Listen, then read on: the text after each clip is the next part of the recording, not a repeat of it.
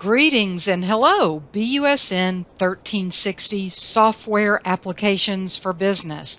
Welcome to Word Chapter 3 Grader, and we are about to see some of the power of Word in terms of presenting a report with some powerful information. Now, I want to give you just kind of a brief instructor's note. I'm your instructor, Dr. McGrory. In this exercise, in this chapter, we are learning a lot about how Word deals with tables. We haven't yet gotten to our chapters on Excel.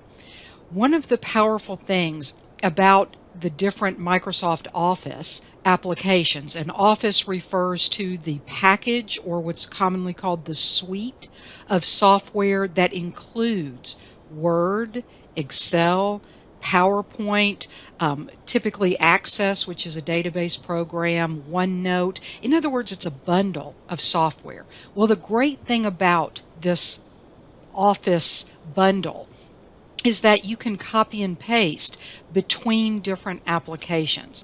So in all honesty, the way that I would approach these types of reports is that I would prepare data tables in Excel, because Excel is all about tables and data and summing and doing all kinds of formulas and functions, and we're going to learn that next. But for now, I do think it's a good idea to understand how tables work in Word, really so that you don't have any misconceptions, right? You want to know how this all works together. So there's a lot to learn here. We're going to go ahead and get started. But today we're talking about Word, Chapter 3 Grader, our hands-on exercise. And I hope you are ready for learning today. So, we're lining up our folders here. We're into Word Chapter 3. And as I look at this, goodness, I have 1, 2, 3, 4, 5 files, but they look a little different. When I click on View Large Icons, let's look at this more closely. I have 3 Word files. Well, I know I'm only going to work on and submit one, and that's the one that begins with my last name. In my case, it's the student file. Here's my instruction files. We're going to open that in just a minute, my instruction file. Here's obviously a document that I'm going to work with called letter. And then I have 2 files that look a little different. They both have this letter X on them, both seeming to be Excel, Microsoft Excel files. That's what we were just talking about. This is a software application used for tables, data. But remember that under View, I have Show and File Name extensions displayed. By default, that's typically not displayed. And so I can see that these are 2 different types of files. So this, over here when we talked about Word, we said these are .docx, DOCX files. But this is a CSV file, and this is a true Excel file, an XLSX file. So briefly, what I want to tell you is, what is the difference? Oftentimes, your IT departments or even various websites that you may interact with, you will have options to collect data from that website, and they'll say, look, just so that I don't have to get into giving this to you in 20 different formats, we're going to just pick one format that everybody can use. And we typically call that a comma-separated value file, or a CSV. You'll hear it called a comma-delimited file, meaning every time we put a piece of information, like last name, we separate it and we put a comma. Then we put first name, comma, address, comma, city, comma. And the computer understands that every time there's a comma, that it's going to be in a different column of our table, it's going to be in a different field of our database. So very commonly we work with these in Excel, and I just wanted to take this moment to point out to you these different file types. It really is going to help you as you become more powerful in your skills working with Microsoft Office. All right, let's get started. Let's open up our instructions.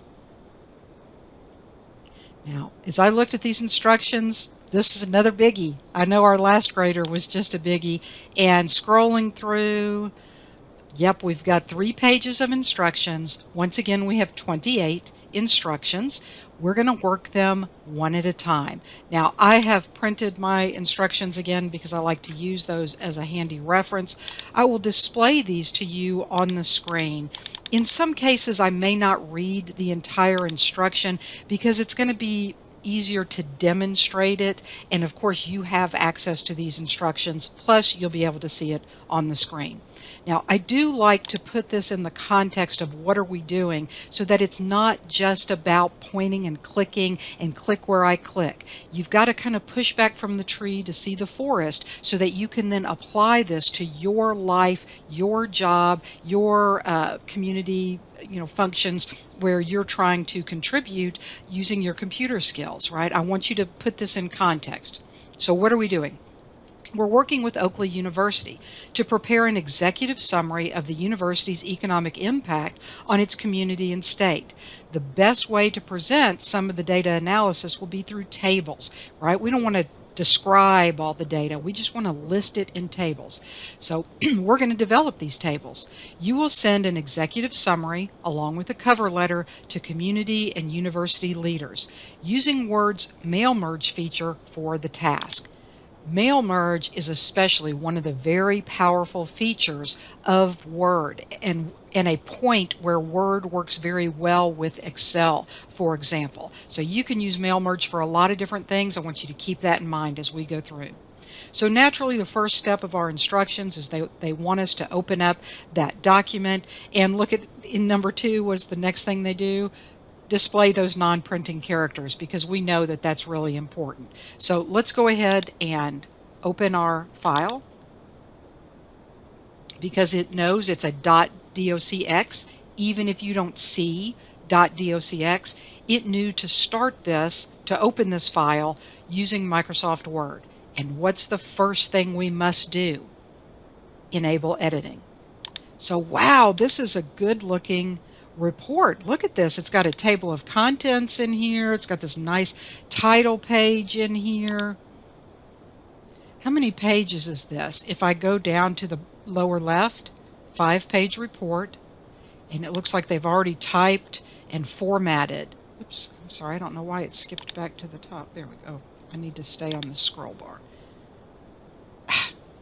I'm sorry, my mouse keeps slipping onto my other monitor. Okay, so there I see one table already, and it looks like they have a place for a second table. So we're going to be working in this document, adding more to it. All right, I'm going to go ahead and turn on the non-printing characters. Let's go back to our instructions. Step 2, ensure that non-printing characters are displayed. We know how to do that. Move to the last page of the document and type the following beginning in the first cell of the blank row of the bottom of the table. So let's switch back over. It said move to the bottom of the document. To do that, I'm going to Control End. It did say that I'm working in the last row of this table, and it said that I should type as the sector 501. I'm going to tab to go to the description, and I'm going to type real estate companies, tab, land is the category, tab 348, comma 999, comma 342. That's the end of this instruction. I'm going to save. Let's go back to our instructions. Step 3. Place the insertion point at the end of the document and draw a table approximately 6 inches wide and 4 inches tall. Draw one vertical grid line at the 2 inches from the left to create 2 columns. Draw another horizontal grid line, or draw 3 horizontal grid lines to divide the table into 4 approximately evenly spaced rows. Rows do not have to be precisely spaced, as we're going to distribute those later. I'm going to scroll this up just a little. Okay, so we have a gist of what we're going to do. We're going to draw this table about this height and width, and we're going to add some crossbars. Now, let's go back to our document. It said that we should move to the bottom of the document, and so it's, it's this paragraph mark right here. And if you're familiar with tables, you know you have to insert them, and so you're going to insert table. And oftentimes when we insert a table, we're being very square. We are saying we want this many columns and rows, and we use this. But they specifically instructed us to draw it because we're just going to kind of etch it out. Okay, so I'm going to click on Draw Table, and let me get their dimensions. Approximately 6 inches wide. Now, how do I know how big 6 inches wide is? Because I've got this ruler across the top, and I'm going to also have to make it 4 inches tall, and I have a ruler along the side.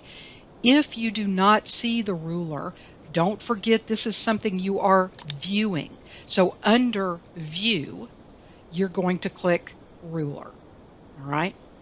So I'm going to go, I need to make it 6 inches wide and 4 inches. Now I'm starting, let me scroll up here a little bit so I can see better. So let me pre-plan 4 inches. I'm about at the 3.5 mark. So that would be 1, 2, 3, 4. So I'm ultimately going to go down until I get to about the 7.5 inch mark. Okay. So I've got my pencil up here at the left edge. Press and drag over. Do you see at the top that line that's at 6 inches? And then I'm going down, and you see the line on the left, ruler, until about 7.5. Oops, and when I did, you see at the top I've scooted over too much, so I'm readjusting to get that just right. All right, so I have my big table, which is currently just one cell. So the next part of our instruction says that we need to start dividing this one big cell table into pieces. So it says, let's see, we're on step 3. We're going to draw one vertical line approximately 2 inches from the left to create 2 columns. So it's very important to have your rulers, you're using those, they're displayed and you're using them. So I'm in my drawing table mode. Oops. There we go. There's my pencil. I needed to, I lost it for just a minute, so I had to click. So at the 2 inch mark, I am going to just draw, and it helps me make it straight. And if it's not perfect, we can drag it wherever we need to drag it later. And they even told us that, we're going to be more precise with this later. So I have 2 columns now in my table, and they're not perfectly symmetrical. That's okay. That's how we want it. And then it says we are going to draw 3 horizontal grid lines to divide the table into approximately 4 evenly spaced rows about 1 inch apart. So, my table started at about the 3.5 inch mark, and so I'm going to go to about the 4.5 inch mark. And again, this does not have to be perfect. We're going to draw. If it's not right, we can drag it into place here in just a minute. And I'm going to draw another one at about the 5.5 inch mark. And one more at about the 6.5 inch mark. Yeah, that may not be. Okay. So it looks good, right? That was step number 3. So let's save. And let's go back to the instructions. On to step 4. Now, step 4 is basically explaining how we're going to type information into the table. So I won't read all this to you. I do want to point out a couple things, though. I'm going to read this very first part of the instructions. When you start down here, start typing information into the table, this is the first cell, employee compensation. This is first cell. This is the first column. Then also in the first column is other expenditures and capital investment. And all of this, see how that wraps around? That is all of this goes into the second column. And so this is how the information is grouped, and I just wanted to point that out. So it tells me I need to merge both cells in row 1 of table 2 so that we in essence make one big column. Then I'm going to start filling it out. So let's go ahead and switch over and do that. Here's the first row, and they told me to merge this. Now in the simulation assignment, the simulation activity, they tell you many ways to select the rows and the columns. Use the one that is most efficient, that's fastest for you. Okay, I just think it's great to have many ways to select, to have that knowledge. I'm going to drag over both cells. As long as I have all the cells in that row selected, that's what I want, and I'm going to click merge. Now, do you see, I want you to observe this, in my ruler across the top, when I am clicked in row 1, do you see how it's all solid? But if I were to click in row 2, that it is divided, that I have individual margins and kind of beginning and ending points for each column. So it's not just that we don't see the line, it's that it's actually merged. Okay, so let's continue. It says ensure the insertion point is located in this first row, which it is, and we have some information to type. I'm going to go ahead and type that. You can read through your instructions, or if you want to watch as I go through this on the screen, then that may be helpful. A word of caution is to be very precise in your typing. The grader will mark you incorrect. You'll lose some points if you have spelling errors. Now, after I've typed in my row 1 data, when I press the Tab key, Tab will try to move me to the next cell in the next column, but there isn't a next cell. So it just wraps around and it takes me down to the next row. Okay, so I'm going to type that. And remember, all your typing here is just this succinct category. When I press Tab, now I'm going to type this longer sentence.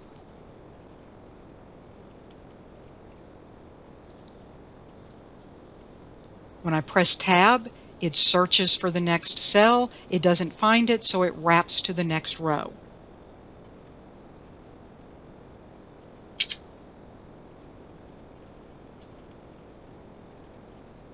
Now I see that I have a typo. Again, that grader will take off, so let me really double check my spelling, my spacing, make sure it's exactly right.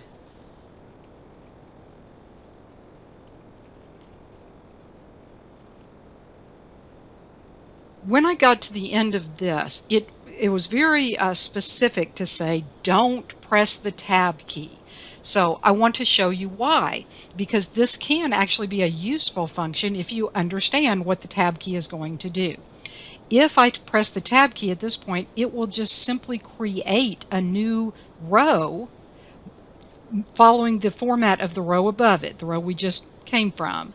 So it will model that so I can keep on going and keep on going. So I can just keep on typing, get to the end of the table, hit Tab, and it will add another row. I don't want that, so I'm going to Control Z to undo. I am at the end of that instruction. Let's save. And let's go back to our instructions. That was a big one. Let's go to number 5. Delete the category column in Table 1, and it emphasizes delete the entire column, not just the text within it. Insert a row above the first table, and we're going to have some more work to do. So, again, these are a lot of steps. Let's just go to that document and start doing it. But we do know we need to delete the category column in Table 1. Keep an eye on these tables, folks. We were just working in Table 2. Let's go up to Table 1. And we can see because it's described here. Here's the table, and it said to delete this column. Now your simulation activity talked about moving the mouse ever so slightly above the column. Then if you click, you can select that entire column, and notice that the pop-up menu then gives you an option to delete. So now that's deleted. Okay. and it says insert a row above the first row in the table. So this is my first row. I'm going to just select all the fields there. Oops, and if I had been a little slower, let me do that again. Do you see how as soon as I finished selecting that, I get this context-sensitive menu that just automatically popped up? If you don't get it, you can use this menu up at the top, but often, or I believe you can right-click. Yes, if I right-click, notice that I get this menu, which is very helpful, and I can insert this, but I also get this context-sensitive menu. So don't worry if you don't see that right away. You know, I'll tell you what, just to do it a different way, here's insert, and it did say a row above. There are many ways in Microsoft. There are always many ways to accomplish a task. Okay, so insert a row above the first row in table 1. We did that. In the first cell of row 1 of table 1, type. And we're going to do that. We're going to type table space 1 space hyphen space top, and this is all capitalized. Okay, now it does want you to notice that when the text got to the end of the margin for that column, it wrapped. It automatically wrapped around. Later, when we work in Excel, it doesn't do that by default. It's a setting. It's very easy setting, but it doesn't do that by default. But really nice to notice that. That is all of that step. We've done something good. Let's go ahead and save that and go back to the instructions. Step number 6. In table 1, we're going to insert a row between the row for sector 354 and sector 589. And on that new row, this is the data that we're going to type. So let's do that. Okay, so it said we're going to insert between row 354, and that's this one, and row 589. I'm going to select, you can select whichever row you want. Once I have that row selected, oops, I lost my little pop-up, so I'm going to right click and I'm going to insert, and for me I want to insert above. So now I have a blank row between row 354 and 589, and on this row I'm going to type the information that they gave us using the tab key on my keyboard to move from one column to the other. Be very careful typing these numbers and all of your text, because it will deduct points. You know, it'll cause some of the values to be wrong. So be very, very careful with that. And let's save. Let's go back to the instructions. On to step 7. In table 2, insert a blank row below row 1. Leave the row blank for now. Okay.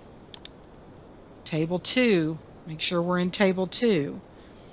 And this is row 1, and we want to insert a row below it. They were very explicit in how they explained to us what we should do. So I'm going to select that and insert below.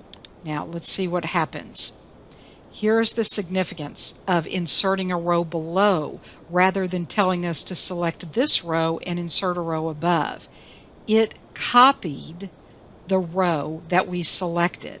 In other words, this row does not have 2 columns, it has only 1 column. Nifty little thing to remember. It copied the fact that it was just 1 column because we selected the row with 1 column and then inserted below. So that's that instruction. Let's save it. Go back to our instructions. And here we are. Step 8. We're already to the end of the first page. Let's go. Check spelling in the document. The campus name is spelled correctly. Ignore any grammatical or refinement errors. Now I like to go to the top of the document when I check spelling. So what are we going to do? Control Home so that we start at the beginning. Now I wonder why they're having us check spelling on this. we've done actually a fair amount of typing today. And if we submit that into the grader and we have typos, the grader is going to mark it wrong. So I'm not so sure that we're learning the spell checking and grammar feature because we did that in the previous graders. I think this might be to truly check the work that we've done. So you know that this is part of the review process, that we go to review and then we click the editor. But it is something that we do so frequently, or that we should do so frequently, that they've included that button on the Home tab. So I'm going to click Editor, and you know that Word immediately evaluates the spelling, and I don't have any spelling errors. I made spelling errors, but I was checking my work as I went, and so I was able to fix them. Now, it does say that we have some grammar errors. Those are probably names that are misspelled, but our instructions told us to ignore corrections to grammar or any other refinement errors. So if you have spelling errors to correct, please make those corrections now. Otherwise, we're at the end of the first page. We're going to continue on to page 2. Let's do that. I am going to save just as a matter of practice. Here we are, the top of page 2, step number 9. It says merge all cells in the first row of table 1, drag to move the border between column 1 and column 2 in table 1 to reduce the width, set it to approximately 1 inch, and we're going to change the height for rows 2 through 7, all except row 6. Okay, so let's go ahead and jump into it and do that. Back to my document. I need to kind of get down towards the bottom where those tables were, so Control End. And it looks like I actually even have an extra page. I'm going to scroll up just a little bit. They asked me to focus on table 1, and this was a row that we inserted previously, and it wrapped inside this one cell. And so now they're telling us to merge all the cells in this first row. So I'm going to select this first row. And as I look across my context pop-up menu here, context-sensitive pop-up menus, I see that because I have multiple cells selected, it's giving me an option to merge cells. I can just click that, and I'm going to. See how it merged the cells? If you don't see that, then as you have those cells selected, click on Layout, and in your Layout ribbon, this button will be lit up to merge cells.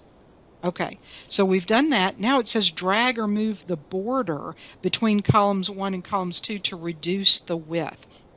Well, I'm really looking at these columns, and these numbers, they definitely don't need this much space, and description sure could use a little bit more room. So they're telling me to put my mouse, and I can do this anywhere along this border, directly over that line. See how when I move my mouse across that line, it changes shapes. That is always going to be a sign to you that you can do something a little different here. You have some special feature or function here. In this case, it's that when I get my mouse exactly in that double arrow position, then, see, I moved my hand and it made my mouse jump. Then if I press that mouse button down, hold it, and begin to slide my hand left or right, it moves that column. So I'm going to move it all the way over to column 1, or to the 1 inch mark. I know that I'm about at 1 inch because I'm looking at the ruler along the top. So if I double check that, I look at that, it's about at the 1 inch mark. Now I'm going to go a little bit further, and it says that the rest of that instruction is that I need to change the row height for rows 2. Now this is row 1, this is row 2 through 7. So 2, 3, 4, 5, 6, 7. That's all the other rows. So I'm going to select all those rows. Why? Because what's our golden rule? Whatever is selected will be affected. So I want to make sure I have all those rows selected. Now if I if I look up here on my layout tab, I can see that there's a height and width option, and they've asked me to adjust the height to 0.3. Now, yours may be different, but mine happens to be at 0.09 right now. I can type in that box, but if I press the up arrow, mine went to 0.2 and now to 0.3. And so that just made that look a little bit more uniform as I did that. All rows except row 6, this is 2, 3, 4, 5, 6, are adjusted accordingly. And it says that this one, because it needed to wrap that text, may be a little bit different. So I've completed step 9. Let's save, and let's go back to our instructions. On to step 10. Step 10 says, position the pointer just inside the left edge of the third row of table 1, which contains the numbers 487, and select contents of the column from rows 3 through 7. So they're telling us how to select it. They're suggesting that to us. Split the cells in the column, ensuring that 2 displays as the number of columns and 5 displays as the number of rows. Then deselect merge cells before split. Okay, this, let's see, what are we doing here? I remember this, hopefully you do too, from the simulation. So they're telling us, place my mouse just inside of this number 487. And here's the gist of what they're trying to do. They're trying to get me to select this column. What they don't want me to do is this, okay? And they don't want me to select, for example, like that. So they really just want me to select these numbers.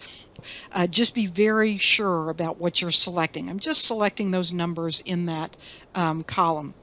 And they want me to split. So we've been doing merge cells. Now we're going to split cells. So I'm pressing split, and it guessed correctly. It said number of columns 2, number of rows 5, and that kind of agrees with what we have. But they're saying uncheck, deselect merge cells before split.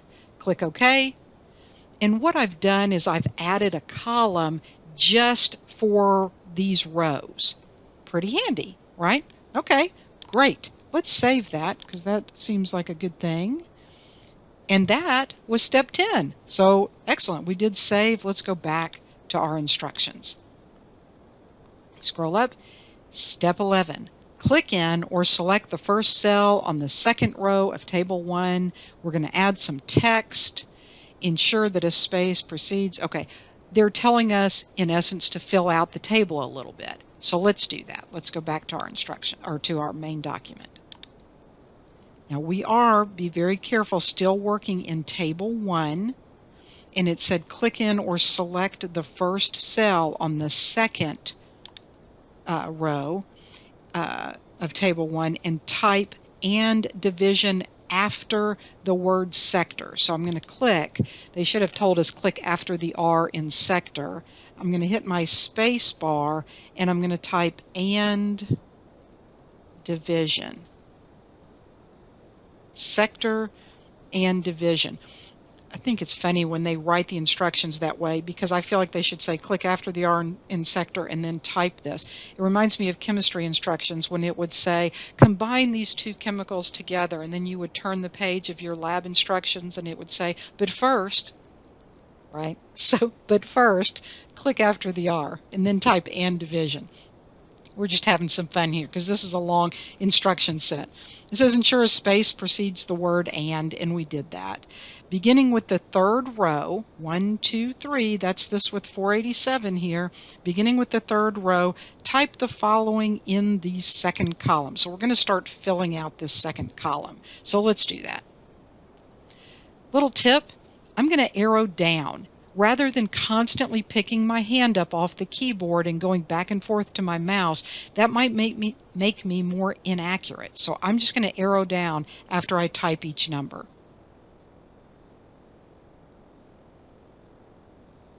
And then save. That was step 11. Let's go back to the instructions. On to step 12. Select the second row of table 2, so we're changing to the different table now, and split the cells, ensuring that 2 displays. So we're kind of doing a little bit of the same thing. Place the pointer. Okay, so we have a lot to do here. Let's just break it down and do it. Let's go back to the document. Into table 2. Remember good old table 2. And it says in table 2, we're going to select the second row. This is the one we left blank earlier. And we're going to split the cell, ensuring that 2 displays in the number of columns and 1 displays in the row. So we're clicked in here, split, 2 in the number of columns, 1 in the number of rows. Okay. We can see it is split now. Place the pointer on the vertical grid line that divides the 2 columns. Ooh, we know we got to get it just so, don't we? Drag or move the grid line to the left to align it with the vertical grid line in row 3. So we're trying to make it match up. And it should kind of snap onto it. It should kind of lock onto it. It says unless the columns are already aligned. And in my case, they were not, so we had to align them. Now it says type source in the first cell of row 2. And type description in the second row. So tab, description. Save that. That was step number 12. Let's go back to the instructions. Step 13, apply align top right alignment to all numbers in the economic impact column of table 1. I want to stop and talk about that for just a moment. We are now in tables, and in previous graders, we learned a little bit, or chapters, we learned a little bit about how Word aligns. We learned about left align, center align, right align. We even learned about tabs and how we could make text, we could use a tab to make text go to a certain point and then go to the left, or go to a certain point and then go to the right, or go to a certain point and then center within that point.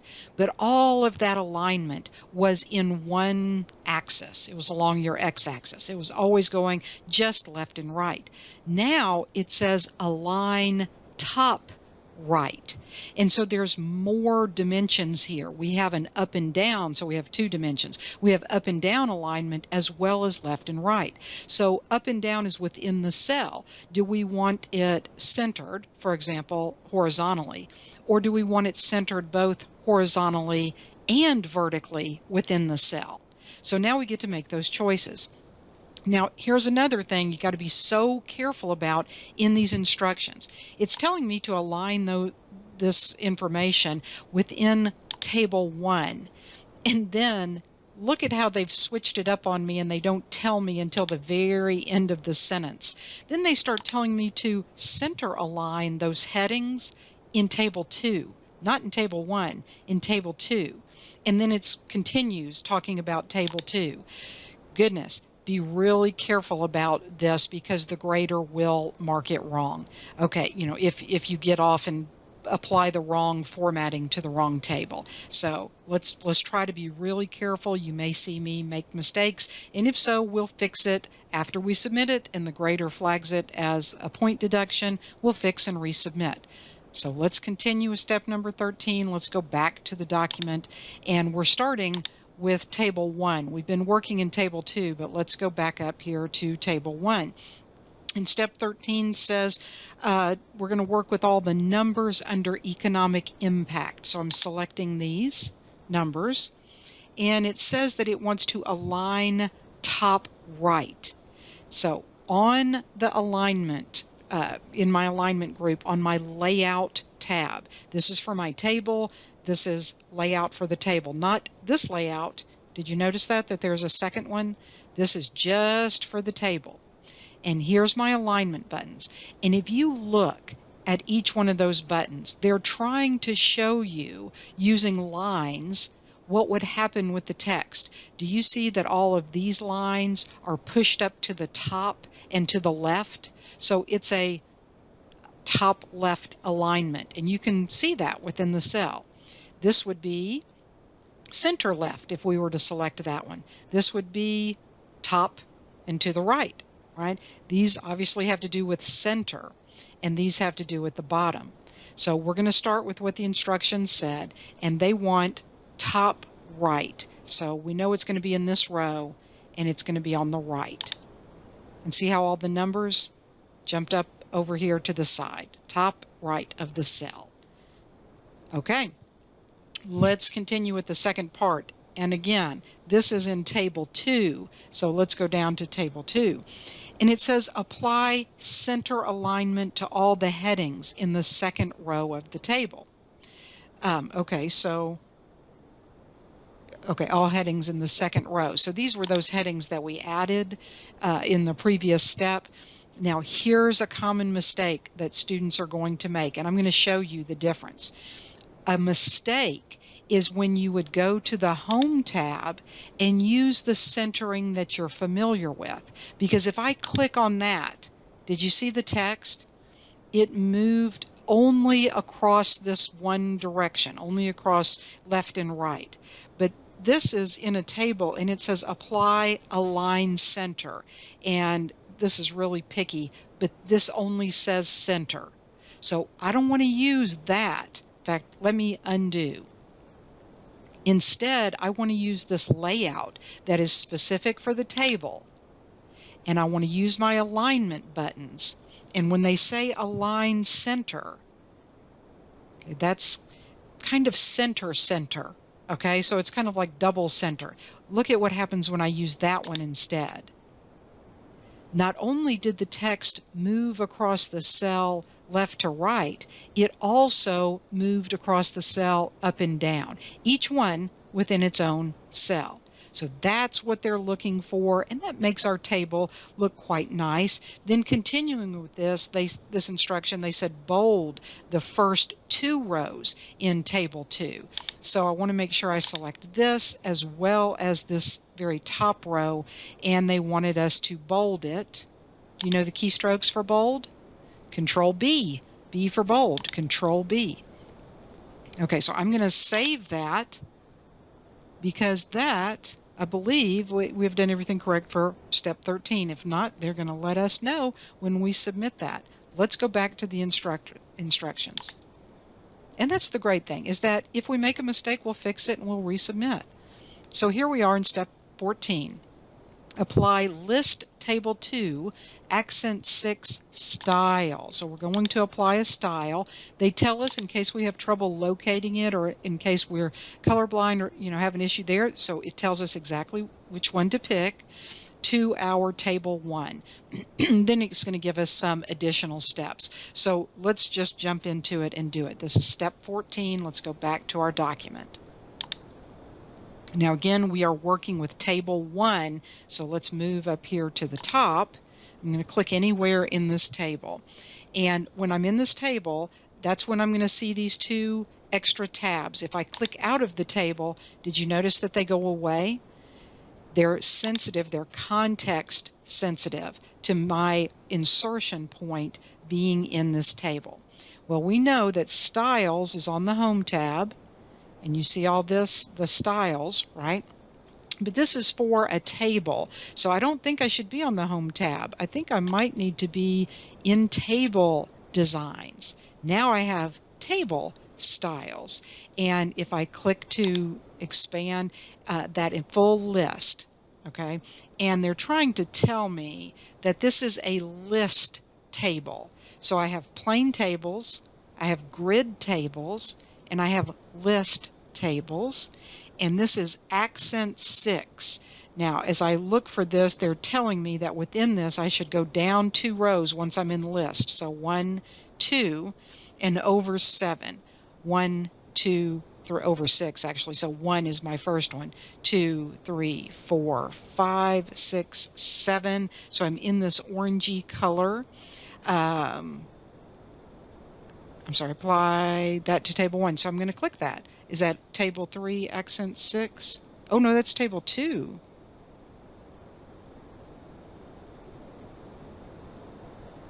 Wait. Apply list table 2. List table 3. Where is 2? Oh, folks, that is so interesting.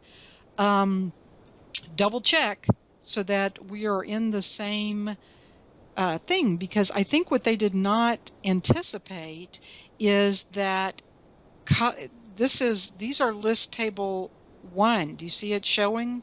Table 1, table 1. And as I continue across, now I'm in my table 2. So I think my screen displayed this a little bit differently.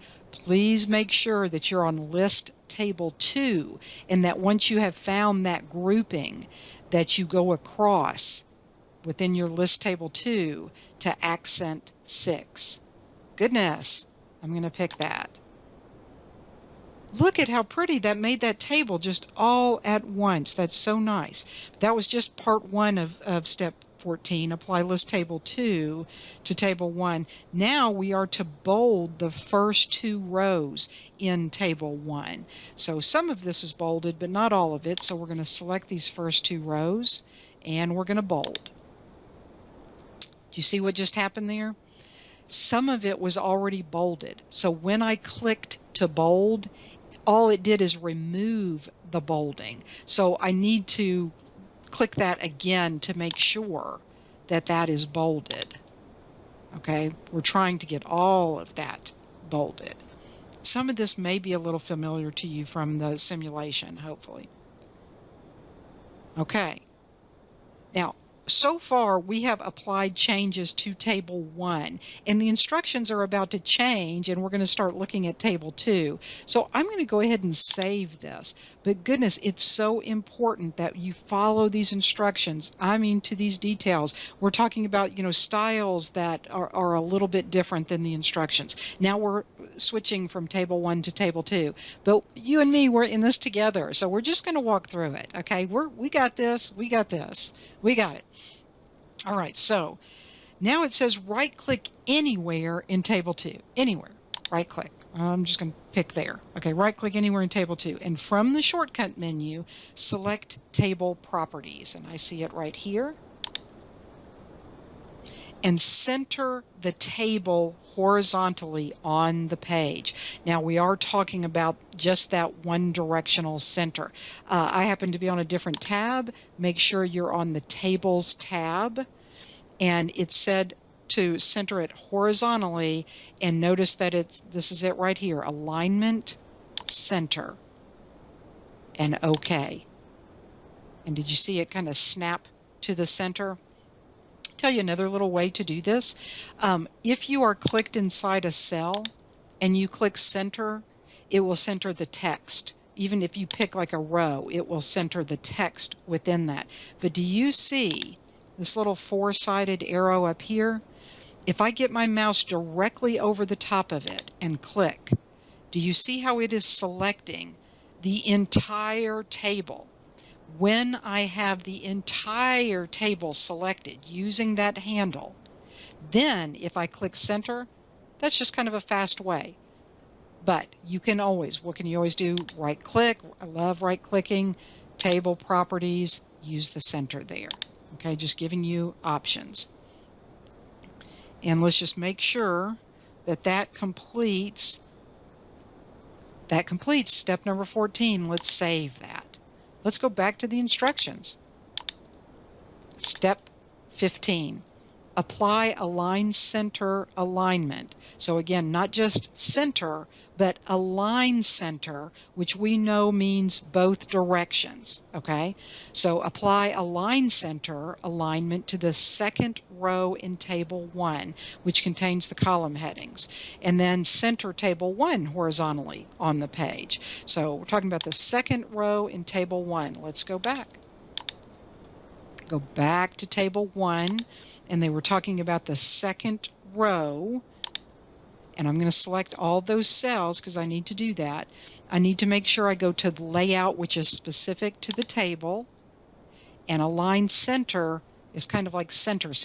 So I'm going to click the center button, the align center button, and look how pretty. It moved it right to the middle, upwards, and back and forth within the cell.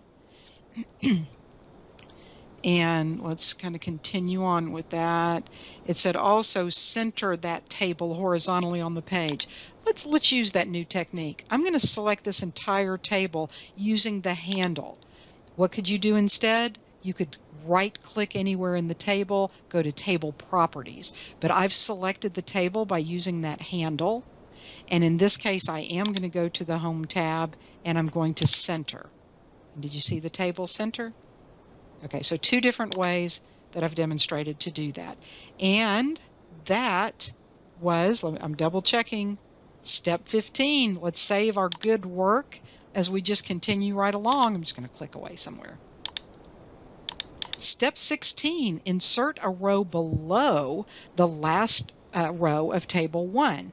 And then we're going to type in it, and then we're going to format it. So let's go back to table 1. Here we go. Table 1. Now, what's kind of an easy way to insert a new row if we're inserting it at the very, very end, which we are? I'm just going to click right after the very last character in that table, and I'm going to press the Tab key on my keyboard. Now, here's a cool thing they want you to see and I want you to see, which is I am not having to apply that formatting because we used a table style, and that style is going to keep every other row formatted. So we're not going to have to keep adjusting it. It's going to do that for us. So that's a great convenience. So it added another row. The row is already formatted, and it says that in this row I should type total in the third cell of the new row. So 1, 2, 3, that would be this one. And they do confirm it's the description column that we're typing in, but I'm going to type the word total. And after I type the word total, I'm going to bold the word. So, I'm already here. Let's just double click that. Oops, double click to select the word, right? Control B. Control B is bold. However you would like to bold. We have now bolded. Now it says align top right to the newly typed word. So again, on my layout, align in the top and on the right. There we go. And see how it moved within that cell. It looks much better because it needs to be different than these descriptions because this is a total. That was step 16. Let's save our work. Let's go back to the instructions. And let me scroll up. 17.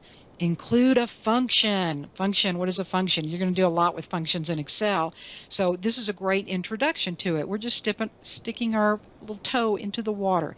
Include a function in the last cell on the last row of table 1 and under the economic impact values that sums all the values in the columns. And they want the number format to be like this.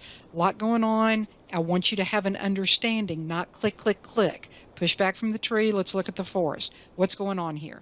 What is a function? If you pulled out your adding machine right now, which perhaps is your cell phone, you could open calculator, right?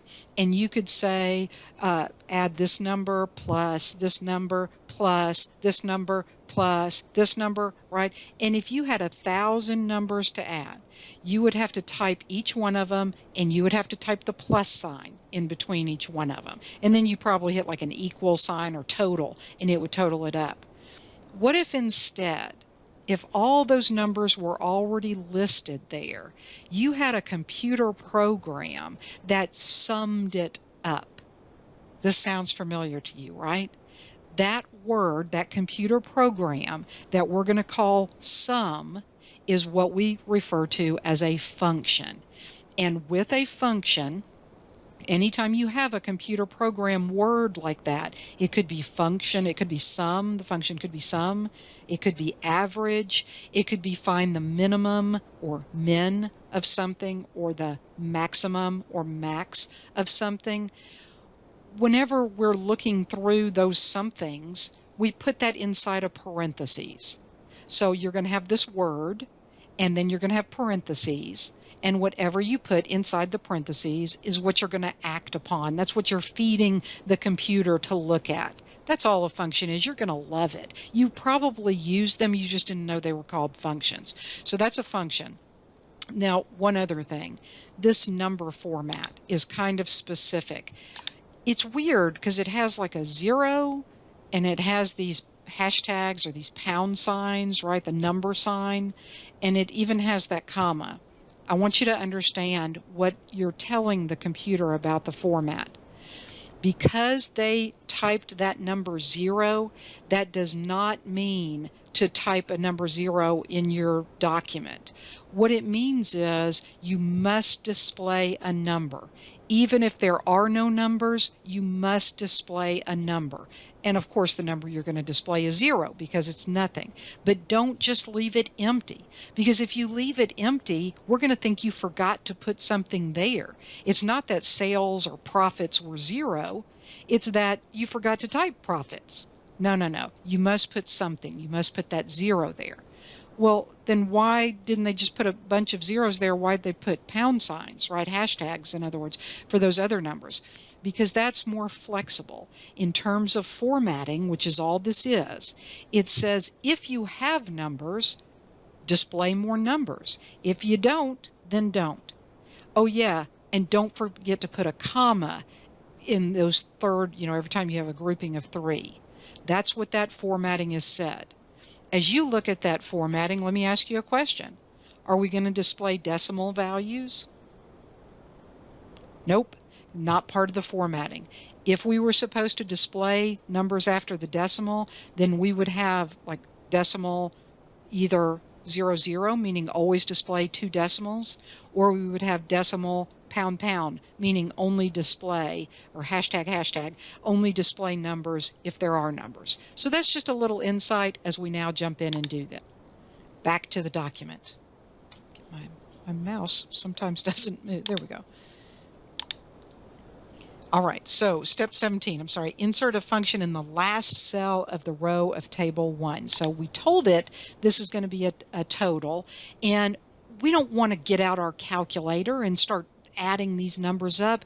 Let the computer do it with that computer program that we know to be summing, for example. So I've clicked here. Here's my insertion point. I'm on my layout tab of the table, and up here towards the top, do you see this formula button? And it's got that little scripty F. You might recognize that from math class. It means function. I'm going to click that. It even tells me add a formula to a cell, such as average sum count. I clicked it. Now, summing is what we do really, really frequently, quite frequently. So it's guessing. If that's not what we wanted, we would just delete and type in there what we wanted. But let's look what it put in there, because this is important and we're going to keep building on this. This is why I'm emphasizing this, because we're not done with this, okay? Whenever we do math, we're going to start with an equal sign. That equal sign tells Microsoft, go into calculator mode.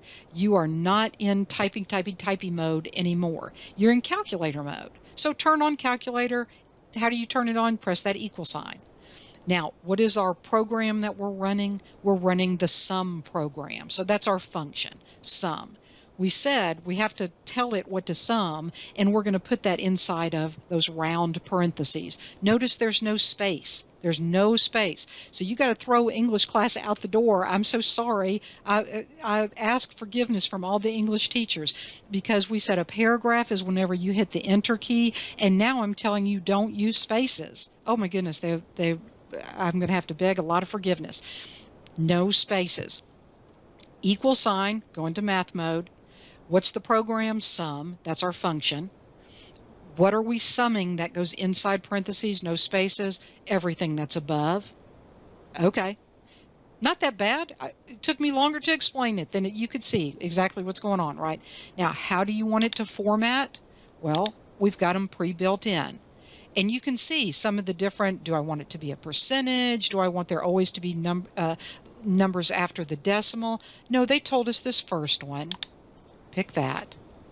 And then I'm just going to click OK. How about that? It summed it all up for us. That is so cool. you know, you don't have to pull out your calculator or your cell phone and start doing that. And if you do, my IT lab will know that you did not use the function. So use the function. Not to mention, we're going to keep using functions as we get into Excel. Okay, let's just double check. That was step number 17. We did some really great stuff. Save. Let's go back to the instructions. Step 18, we're going to insert a column to the right of that economic impact column. We're going to type some stuff. We're going to format it. We're going to insert another formula. Goodness, we got all kinds of stuff to do. Look at our formula there that we're going to insert.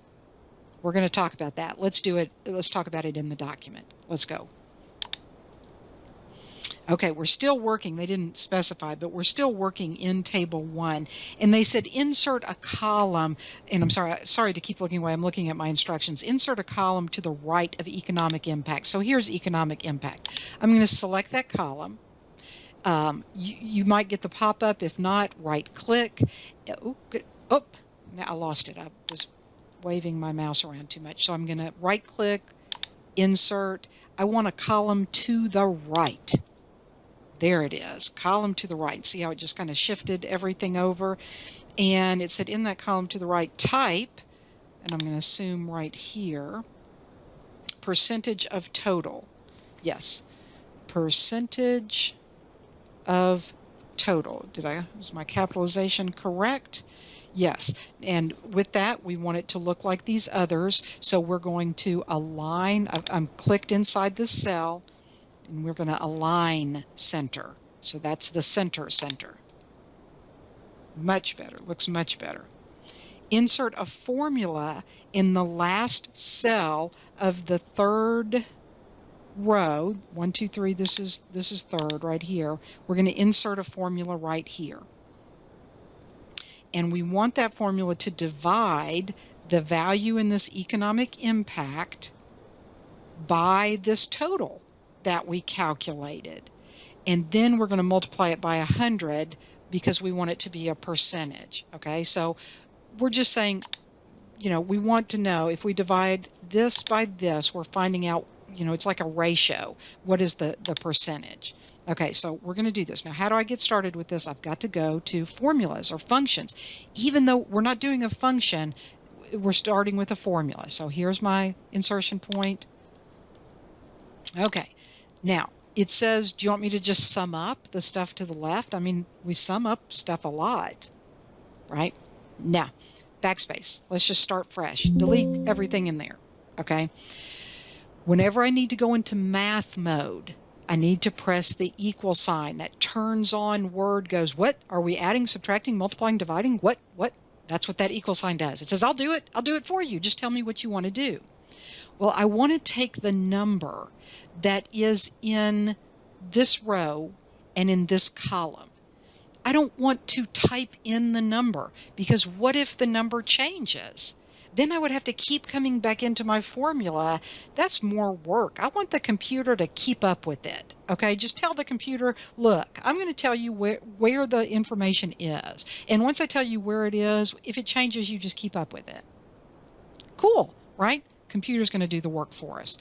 Okay, we start out by identifying the column, and we label those columns with letters of the alphabet. The first column is column A. The second column is B, C, D. So economic impact is column D. So I'm going to type D in there. Then the rows, we just use regular numbers, okay? So this, don't forget, this is actually a row. So 1, 2, 3. D3 is where that number is. I don't want to type the number because it might change. It might change. So let the computer keep up with it. And I'm going to scoot this over a little bit. I want to divide. And the division symbol is that line that looks like the head is falling forward. If you have a number keypad, then it will be on that number keypad. If you're just looking at kind of a regular keyboard, it's underneath the question mark. So if you see the question mark key, it's that one, okay? That's how we divide. And what do I want to divide by? I want to divide by this number that's in the total. Well, don't type that number in. My IT lab will know and it will mark you wrong, so don't do it. Okay. Plus, it's too much work. What if that number changes, right? Well, we need to know what column is it in. This is column A, B, C, D. So again, this is in column D. What row is it in? Don't forget that this very first table 1 thing is a row. 1, 2, 3, 4, 5, 6, 7, 8. It is in row 8. I'm just going to double check to make sure that is what they want. So far, so good. Now, looking ahead to Excel, you're going to love Excel because you don't have to count. It will tell you this is column D, this is row 8. You'll just be able to look and see. So much better in Excel. But we're in Word and we're learning Word. And we're not done yet. Because it said after we divide, we want to make this a percentage. And the way that you make this a percentage is you multiply. So how do you multiply? You type a little X? No, we can't do that because, X is like something we would type. It could be a row or a column, right? It could be that we're typing a word. So we need to use a different symbol to indicate multiply. If you look on your keyboard above the number 8, like you have the numbers that go across the top. So in order to get that little symbol, you have to hold the shift key down. So shift number 8, that star, asterisk, whatever, that star is the symbol for multiply. If you have a little number pad on your keyboard, you can see that it's on your number pad also because that's the multiply. So that times 100. Now, you are saying, I could have just typed the answer in by now. Yeah, if you knew the answer. You said, well, I could have already added all that up and done this by now. And I hope if you do that, that you are willing to do that from now until the death of this program. Okay, because this is our perspective now. We want it to be easy to maintain over the long term. So as these numbers change, I want this to update. I want it to update without me having to constantly do all the recalculations. And since I've used a formula, the computer is going to do that work for me, and I will not have to keep typing in the formula. So that's the value of this, okay? Now, just again, pushing back from the trees to see the forest. Okay, so we've got the formula in there, but that was not enough. They said that the number format should be like a percentage. They want it to look like a percentage with 2 places displayed after the decimal. So under number format, now I wonder if that's what they meant. I see 0% here, but what they typed or suggested is 0.00, and then they put percent. So I'm going to follow what they suggested, unless there is. I'm sorry, there was a little room to scroll down. I used my mouse wheel to scroll down just a little bit further, and there is a little scroll bar here. Okay, so this is the one I want. We must be very precise, or my IT lab grader will get us. Okay, so click OK. Woohoo! Now, it calculated that for us, and that's really cool. If we were in Excel, this would even get easier because copying this formula to each of these subsequent cells would be really, really easy. But we're not. So let's just say that that's the end of step 18, and let's go on to the next step. Let's click Save together and go back to the instructions. Step 19. That was step 18. Step 19, look what we're doing. Do you see D3? And now it's D4, D8, so still the total multiplied by 100. Guess what we're doing? We're filling in. We're filling in the next rows. So step 19 says include a formula in each cell in the percentage of total column except for the last cell on the total row, obviously. Adjusting cell references, a reference means D4, D8, right, in each formula to reflect the new row. For example, the next one down is exactly that. So we have to do it for each one. Let's go back to the document, and I'm wishing for Excel right now, which you'll love it. I want you to look forward to that. Okay, let's practice though. This is great practice. So we're in the right position. We're going to click formula. What did we do here? And see, and it's trying to say, well, you multiplied by 100 last time, so you want me to do that? No, you have guessed incorrectly, Word, so we're not going to use you. We got to get into calculator mode, which means we got to turn on the equal sign because we're about to tell it to do the math for us. Do the math. Okay. Equal sign. And then what do we want it to do? Well, we want it to take column A, B, C, D, D. This time it's row 1, 2, 3, 4. We want to divide by the total, which we know is in the same column, so we know it's still in D. And it was what? 1, 2, 3, 4, 5, 6, 7, 8. And then we want to multiply, which is the star, right, by 100. We have to make sure that we format the same. It did figure out that format. It guessed correctly on that. Double check it. If not, you'll need to select it from the drop-down box. Click OK. I'm going to continue to do these. You can look on the screen if you like. I'm just going to fill in the rest of this.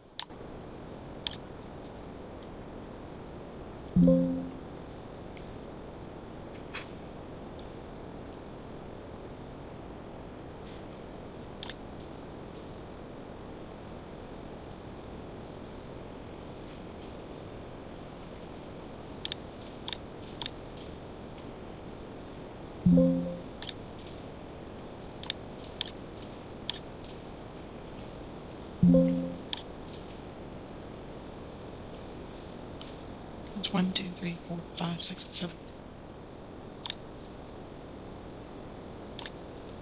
And let's save. If you were watching the video, I did a little bit of a shorthand, and this is a great reason to know keystrokes. I got tired of kind of counting the rows and trying to stay on track. So when I started to paste my formula, I selected the formula. The keyboard command for copy is Control-C. The keyboard command for paste, remember, is not P. It's not P is for print. It's Control-V as in victory. So once I pasted, then I didn't have to type everything. All I had to do was change that one cell because it's going from 3 to 4 to 5 to 6 to 7. So that's just a little. If you want to go a little more advanced, you can use that copy and paste. Okay, that was step number 19. Make sure you save that hard work. One final note. Folks, give this the common sense check. If you have 99% or 125%, you know that you did something wrong, okay? So when you're working with numbers, it's not enough to just say, I have a number and therefore it is correct. You don't want to hand this to your boss and have your boss say, you didn't even notice that these numbers were just outlandish, right? You want to look sharp. So do take that just extra second and look at it and make sure, okay, yeah, it looks reasonable, right? It looks reasonable. Okay, back to the instructions. Okay, that was step 19. Last instruction of page 2, step number 20. Change the economic impact value for real estate companies in the second to last row in the table. The numbers are changing. And update the total value in the last row of the column. Similarly, update each percentage value in the percentage of total column to reflect the change. So this always happens when you're working on a big report like this. Something changes. So they're telling me down here, this is not, let me double check my instructions. This is not $348 million, right? This is 338. And the other numbers look the same. So I'm going to change that number. Now think about everything that this affects. We would have to recalculate this total. Since we're changing the total, that changes the percent of total for every one of these items, right? we would have to get back to our adding machine or to our cell phone. Gosh, we'd be typing and typing and typing, right? And we probably can make mistakes as we do that. So I've just replaced that. I want Word to recalculate this. Again, I'm longing for Excel because Excel would have already, the minute I typed that and, exited that value, Excel would have already calculated those changes. But we're learning to appreciate Excel right now, and we're learning some really key components. What we have to do is manually tell the computer. We don't have to manually calculate. We just have to manually tell the computer to make those changes. So first I'm going to come down here to total, and I'm going to right click.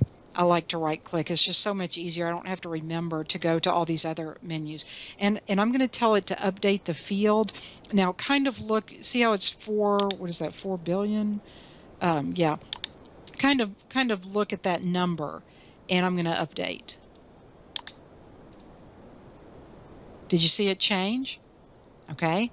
Now I'm going to I have to update each one of these. Update. And I'm going to go to this one and update. Do you see them changing? You can rewind the video if you didn't see it.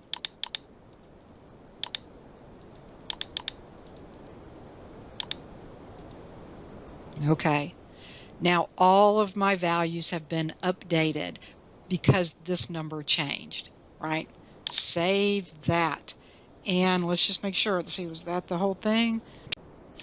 It was. Step number 20 is done. On to step 21, which is on our last page of instructions. So we're in the homing stretch. Let's go back to the instructions. Oh, do we save? Make sure. I think we've saved. Save again. And let's go back to the instructions and turn the page. Step number 21. Select rows 3 through 7 of table 1. Do not include the final total row. Sort the table in descending order by column 4. This is a great use of tables. So let's go back to our document. We are working in table 1. We're on this last page, and it says 3 through 7. So 1, 2, 3. This is 3. It's not this one. So 3, 4, 5, 6, 7. Just double checking. Select all of this, and on my layout tab, and this is the table layout tab, you see down here there's a big sort button, and it's displaying that number. But if I click in this, I see column 4, right? And that's what they want us to sort by. So that's 1, 2, 3, 4. That's the economic impact column. And they want us to sort this in descending order.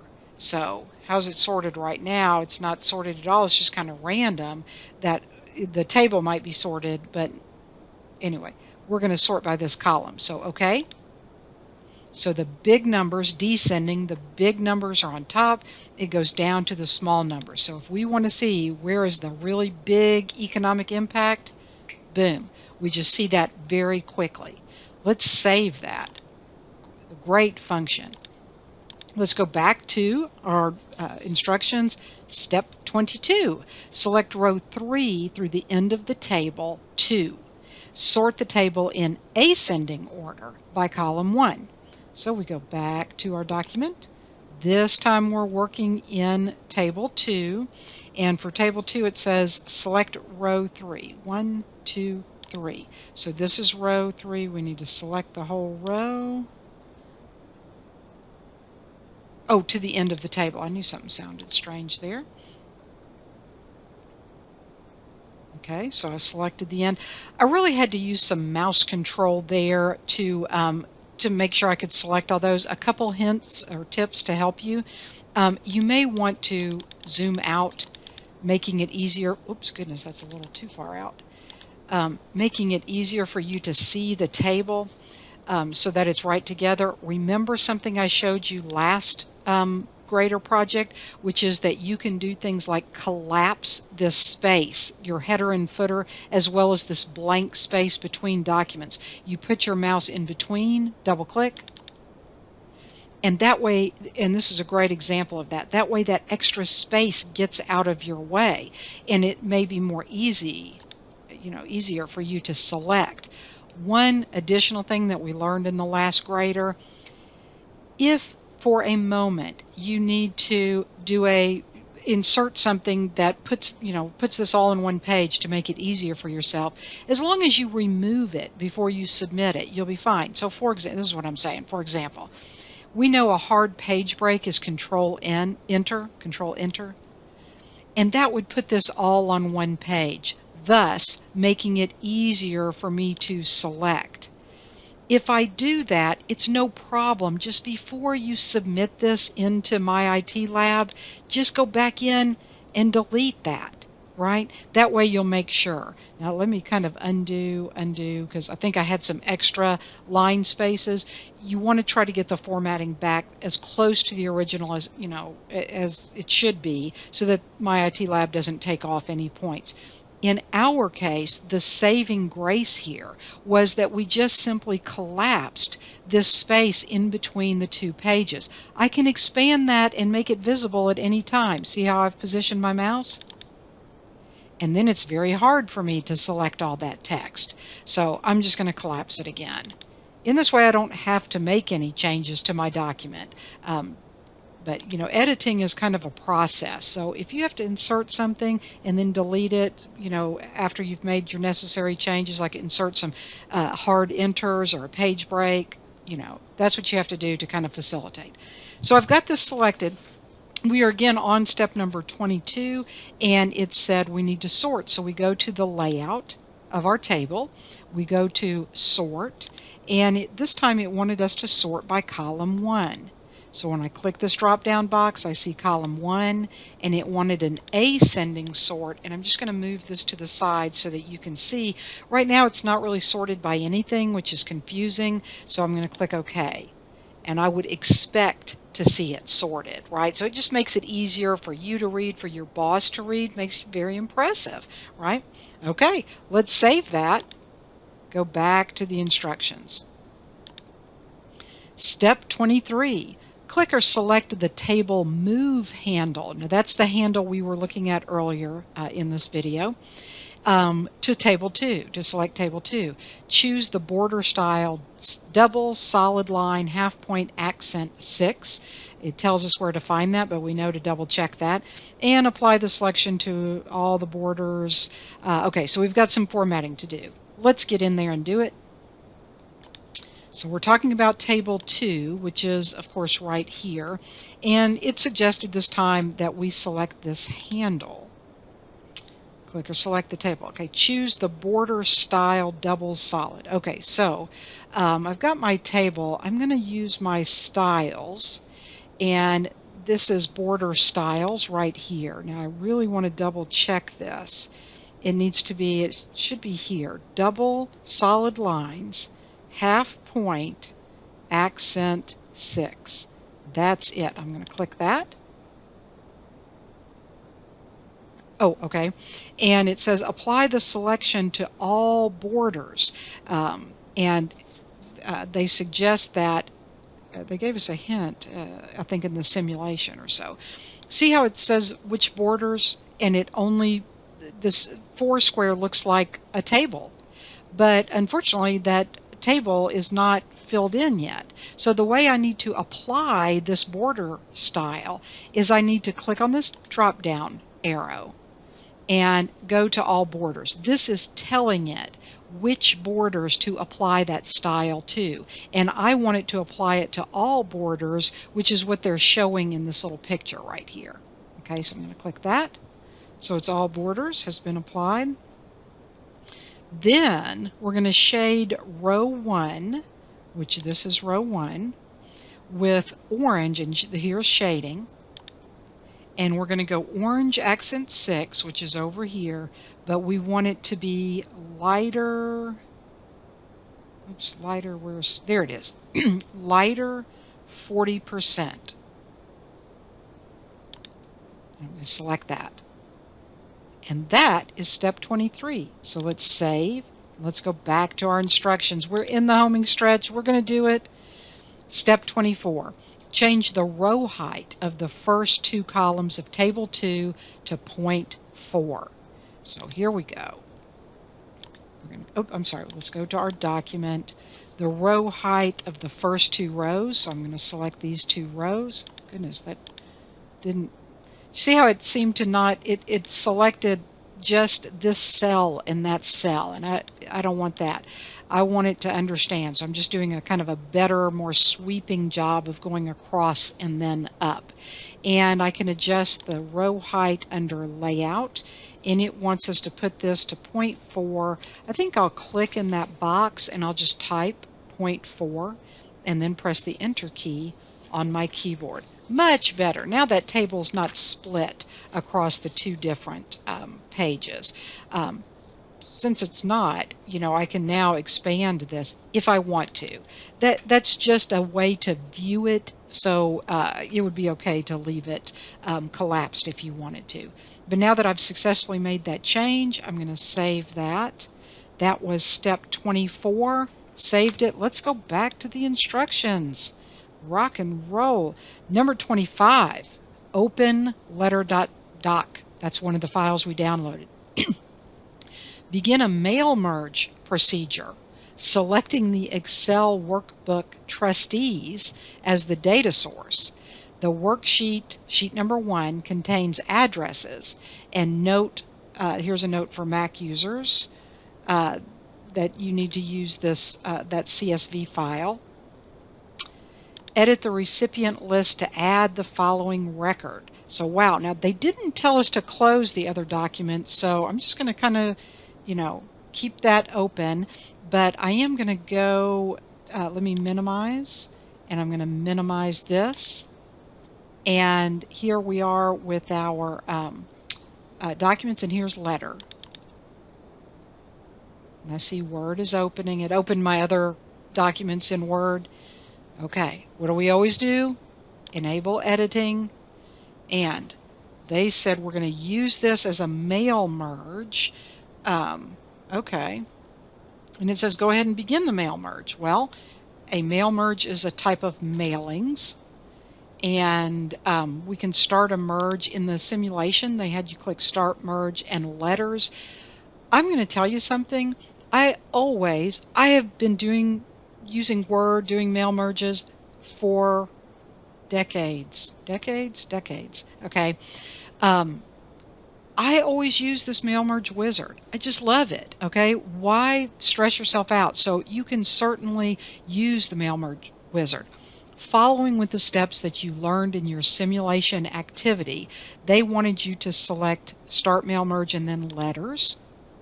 Okay, and it kind of feels like nothing's happening, but it has. And then again in the simulation activity, they suggest to you that you select recipients, and we're going to use an existing list. And this is where you have to say to yourself, where did I save those files? Because I've got to go get the files. For me, I saved them on my desktop, and I saved them in the Word 3 folder. And they wanted us to use trustees. Now again, if you're a Mac user, observe the note that they have that tells you to use the CSV file. This may be a time when it is helpful to have those to have the extensions displayed, because these icons look really the same. You might be able to come over here and see this comma separated values. That's for Mac users. We all use these at various times. CSV files are very, very common, but the Mac users have to use that one. Okay, Windows users, proceed, and let's click trustees, and let's get the Excel worksheet and click on open. There it is, that sheet 1 that they were telling us about. I believe our first row does contain headers, so we're just going to click OK. Let's click Edit Recipient. So what did we do? We marched right across these 3 icons. Start Mail Merge, and we chose letters. Then we said Select Recipients, and we used an existing list. Now we're going to edit. Right? Now, it said we need to edit, so I've got this. I'm going to select it down here. This is our document, and edit. So I've had to kind of tell it that a couple times. Here we are, and it wants to have a new entry, so I'm going to click New Entry, and let me type this. It says Mr. I'm going to tab across, and the first name was Robert. I'm going to tab across, the last name was Cobb. The company was Tremont Insurance. Address 1 was root, RT period space 19, tab. No address 2, so tab again. The city is Navarre, tab. NE, I believe that is Nebraska, and postal code is 68811. And then I'm going to click OK. It says, do you want to update? Yes, I do. And I should see my new entry. Where is Robert? There's Robert. There he is. And click OK. And that was step 25. So let's save that and let's go back to our instructions. So we're working in this letter document right now.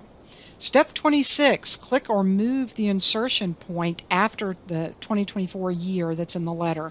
And in the first line of the document, press enter, and we're going to insert some things. Now notice kind of some separate instructions. If you are a Mac user, I will count on you to go through those. Okay, so I am going to go back to the letter document. And here's where it says 2024. I'm going to click right at the end of that. It says press enter twice. 1, 2. Select address block from my fields up here at the top. There it is. It's directly under mailings here. Address block. And I think it said to accept default settings. Yep. Click OK. Now, see how it just inserted something with those little kind of greater than and less than signs? That's the field indicator. That tells us it's going to pull data out of that Excel spreadsheet and it's going to display it here later. Right now, we're kind of looking at the guts of it. Okay, we're looking at the fields. So, okay, we've done that. We press, okay, sorry, select address block, accept default, press enter. Select greeting line. So here's a greeting line field. And I think accept all default settings. Okay, so we're looking at the fields, we're looking at the mechanics of it behind the scenes. That is step 26. So let's save and let's go back to the instructions. Step 27, preview the results of our mail merge. Select the first 4 lines of the address block from the name through the line and remove any paragraph spacing. Finish the merge, edit individual documents, editing individual documents and merging all. Ooh, look, there's our keystroke, Control A. We know what that does. It selects all of the merged document and copy the selection. And then we're going to go back to that other document and we're going to move our insertion point to the end of the document and we're going to insert a page break and we're going to copy all the text. Let me tell you what we're doing. In my IT lab, we can only submit one document. Okay, we can only submit one document. So what they are having us do is work in 2 separate files. Okay, we're actually working in a lot of files, aren't we? We have spent all day working on this report, working with the tables, and we're done with that. So now we're going to do the mail merge.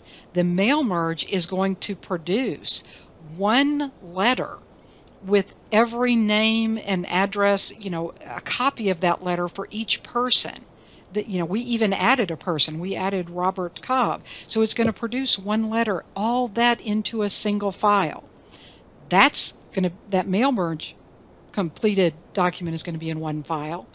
Our report is going to be in one file.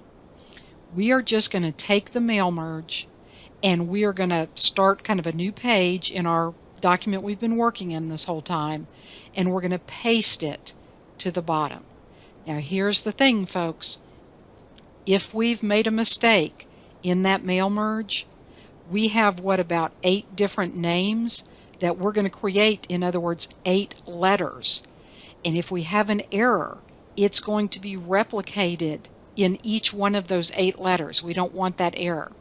Not only that, we're going to create a copy of it. So if there's an error, you see how this error could follow through several documents? So we have to be very precise here, and we have to remember what we're doing.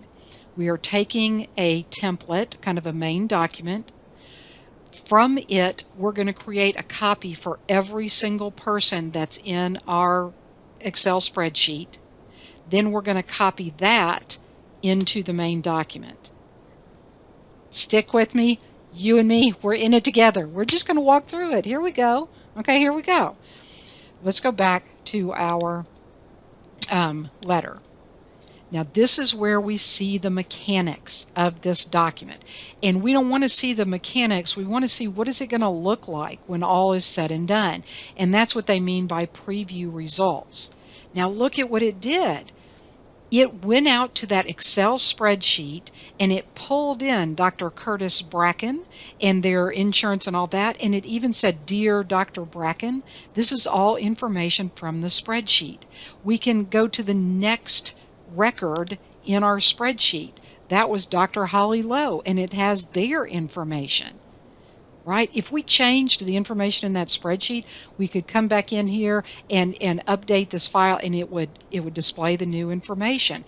Because we haven't, copied anything, it's actively connected. Right now, it's connected to that Excel spreadsheet. In fact, if we saved and closed this and we reopened it, it would say, "Do you want to make that connection again? Because I'm connected to an Excel spreadsheet right now." And you could say, "Yeah, make that connection again." Or you could say, "No, I have a totally different spreadsheet," right? But it's connected, it's pulling that. If we click preview results again, back to the guts of it, right? But we want to be in this preview mode because what they've told us to do is to select, and you can be on any of the records. I'm on record 3, I can be on, how many are there total? 6, there's 6 records total. I think I said 8 earlier, I'm sorry, 6. You can be on whichever one you want. Select from the start of this line. You see how it kind of grabbed it all? It kind of grabbed it all. Now, it told me just to select, I think from the simulation we learned, just to select these first 3 lines, just these first 3. And you know what I'm going to do? I'm going to go to the Home tab, and I'm going to open up my paragraph launcher. Because what I don't like is the gaping space in between all this. And look at it, it says the spacing after, because we're in a paragraph, the paragraph dialog box is 8 points. That's way too big. I'm just going to get rid of it totally. I'm setting it to 0. In other words, close that gap and OK. See how it smushed it all up? It looks much better now, doesn't it? Okay, that is kind of where they stopped with this part of the mail merge. I want to save this. This is my letter file. I'm going to save this. And now I'm ready to actually get this merge done. Right now, all we've really done is a kind of a connection. I want to do the merge. I want to create this mail merge. So far we've walked across each one of these icons. We started the merge, selected recipients, edited recipients. We even used some things like this address block and this greeting line. Now as we continue over, we previewed the results. We even advanced through some of these records, right? So you could see each one of those. Now it's time to giddy up. Let's finish. So I'm going to click on this drop down box because here are my options. I could, if I had email addresses, I could send email messages. I could just go ahead and send this to the printer. If I know I'm going to mail these, why not? Let me just print this off. But I want to create a whole nother document that contains those 6 letters, right? Notice that this is letters. This is letter. This is my document letter. I want to edit those 6 individual pages that are going to be created. Here we go.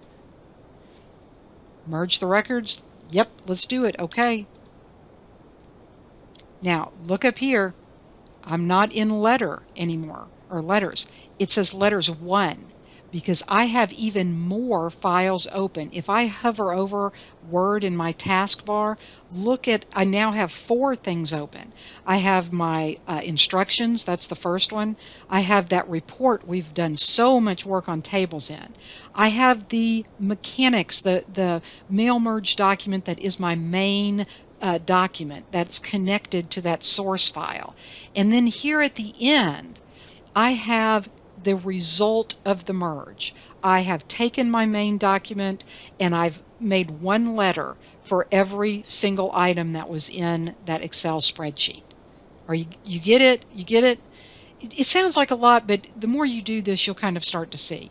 Okay, here they are. Look at my 6 pages. Here's the thing, folks. If I've made a mistake at any point along this way, I have made the mistake on all 6 pages, right? I've made the mistake. I'm just going to save this. I don't need to save it, but because I'm not really submitting this, but I say kind of better safe than sorry. I will leave it to you to decide to save it. And I'm going to pause the video for just a moment while I save it. Okay, so I went ahead and saved it, and I kept this name Letters 1. I just want to make sure I don't lose my work. I could recreate it at any time, though, right?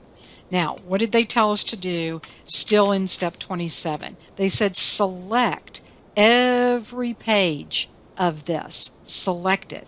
Well, you can see I have 6 pages. The easiest way for me to select everything is Control A. Now that I've selected everything, I want to copy. And I want to go back to that report document that we have worked so hard on, this Oakley. Ooh, that's some work right there, isn't it? And I want you to either click to the end or Control End to get to the very bottom. And what they told us to do is to insert a page break. Notice right now there are 5 pages. See down here, 5 pages. So how do I make, force a new page? I do a Control Enter to break the page and go to the next page. Now there's 6 pages, and I know I have 6 pages. I'm going to start on the top of this 6th page, and I'm going to lay in all those letters by pasting. Just paste. Right? Boom, boom, boom, boom, boom. Now I'm down on page 12. Now it says in my instruction, paste all copied text resulting in a 12-page document. I feel pretty good because this came out to be exactly the number of pages that the instructions said that I should have. I am going to save this, but I want you to remember I'm going to zoom way out. Okay, because eventually let me go to View, and I want to see multiple pages. It should have done that automatically, but View multiple pages, because I want you to see what this document is. This is the final report that we've been working on all day, and we've done so much with these tables, and then we inserted a hard page break. And would we ever do this in real life? Would we ever paste a bunch of letters to all these people at the end of the report? Probably not, but we need to submit it this way so that it can all be graded, because my IT lab only really accepts that one document, okay? Save, close. Have you been through a lot today? Close. I hope you took breaks when you needed to. Close. Now this is my letter. Have I saved this one? I probably have not saved it. No. So I am going to go ahead and save it just in case I need to come back to it. And I'm going to close my instructions.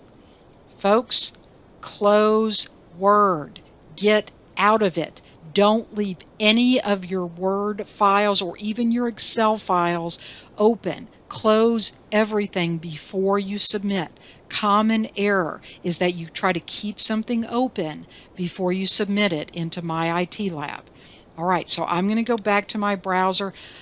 It has logged me out. You might be accessing this link from within Pause, because again, in this fall semester, my goal is to have My IT Lab embedded into your PAWS course. So please follow the steps that you need to follow so that you access My IT Lab in the appropriate way. Again, I'm going to pause the video, log in so that we can submit this. So I have logged in again, and I'm in My IT Lab, and I'm in the Word 3 grader. Just double check there. I'm in the Word 3 grader. I don't need to download again. I don't need to preview the steps. I need to submit that one file. As you know, choose the file. About to make a mistake. About to make a mistake. Wrong folder. Wrong folder. Desktop. Word 3. Make sure Word Chapter 3 Oakley. That's my file. Begins with my last name. Make sure you're in the right location. Open. Not done yet. Upload. Wait for success. And now, fingers crossed, folks, fingers crossed, submit for grading. I'm going to close the assignment. Oh, it closed it. Okay.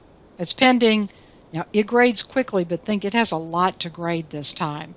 I will also say, I know I kind of talked a lot and demonstrated a lot, so I might have introduced some errors. I hope not. Okay. It grades so quickly. I've waited a couple, seconds. Let's view. Click the three dots. View submissions. Come on. Y'all, what's going on? 100%. That's 2 in a row where we've made 100%. 100. Let's have a happy moment because that was some work today. That was some work today. Okay, if I want to see my results, if you didn't make 100%, you made a little mistake, give yourself a break because this was a lot of steps and it was a lot to focus on. Okay, what you want to do is you just want to go back. Remember that if you like, you can download the live comments report to see more, kind of a summary of your the mistakes that you made. What a lot of students like to do, you can keep using whichever options you like. Scroll through this scorecard. When you scroll through the scorecard, if you don't have the full points, it'll be in red. You'll be able to expand it to see exactly where you made the mistake, and then you can go back and fix that mistake. Use this video, go straight to that particular step. You might have overlooked something. It happens to the best of us, okay? Thank you, folks. I'm proud of you. I'm proud of you for going through this assignment and for just opening yourself to this learning. Take care, and we'll see you next week for Word Grader 4. If your schedule permits, don't hesitate to work ahead. I've got the videos ready for you. Thanks.